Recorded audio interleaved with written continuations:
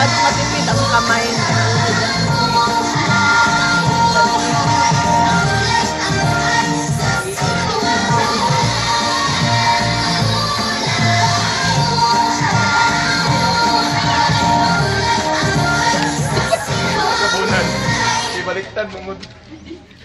Let's clap our hands for the children.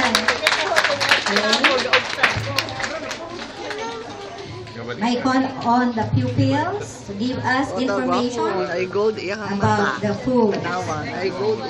Go food.